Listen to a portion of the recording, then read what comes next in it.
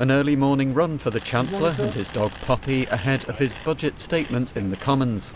Jeremy Hunt and the rest of Rishi Sunak's cabinet met in Downing Street this morning, knowing this could be the Conservatives' last big chance to appease Tory voters ahead of a general election. Mr Cameron, has the Chancellor got this right? Will this win your party the election, Mr Cameron? At 10:45, Mr Hunt and his Treasury team emerged for the traditional red box moment.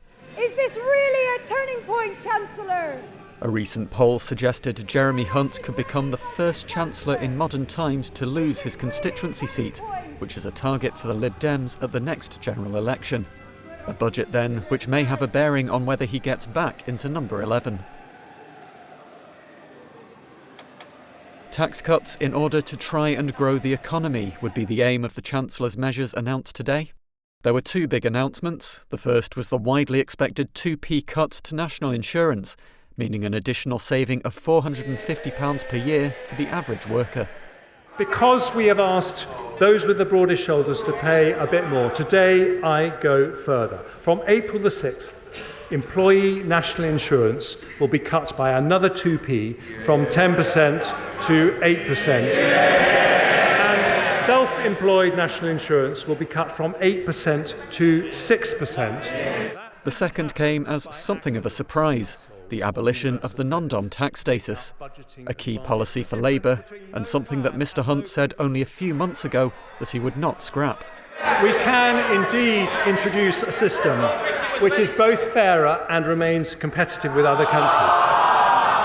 So the government will abolish the current tax system for non-doms, get rid of the outdated concept of domicile,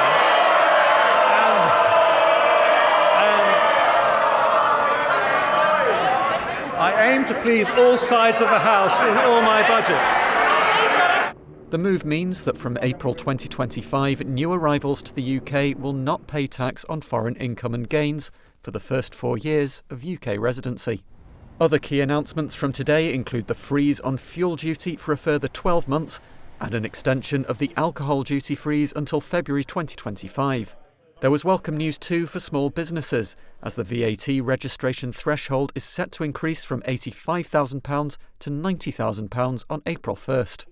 The windfall tax on oil and gas companies will be extended until 2029, which the Chancellor says will raise £1.5 billion. And the income level at which people start being charged for receiving child benefit is to be increased from £50,000 to £60,000. Sir Keir Starmer. The Labour leader welcomed the cuts to national insurance and the abolition of the non-dom tax status, but otherwise berated a government which appears out of touch. The Chancellor, who breezes into this chamber in a recession and tells the working people of this country that everything's on track. Yeah. Crisis? What crisis? Or, as the captain of the Titanic and the former Prime Minister herself might have said, iceberg? What iceberg? Yeah. Smiling as the ship goes down, the Chuckle Brothers of decline, dreaming of Santa Monica, or maybe just a quiet life in Surrey, not having to self-fund his election. Jeremy Hunt says the government more than met their pledge to halve inflation last year. The SNP said this was nothing to boast about. The Tory government was in charge when inflation was at 11%. It is their child. This problem with inflation. And they also suggest that somehow 4% is a triumph. 4% is still 4% inflation. Prices still go up. This is, let's face it, this is a last-ditch, tone-deaf approach to desperately try to recover in the polls. It's the embodiment of the Tory party before the people. Despite the Chancellor's tax cut announcements today, there was no mention of any change in his plans for public spending. Whoever's Chancellor after the next election is going to have a pretty tough time. If they want to avoid cuts in public spending, they're probably going to have to raise taxes or accept higher levels of borrowing. That's kind of where we are after a long period of poor growth, cuts in public spending over the 2010s, and actually a record tax burden.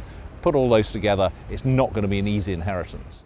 Whether the Tories or Labour are the majority party after the upcoming election, the next government faces uncomfortable economic decisions down the line.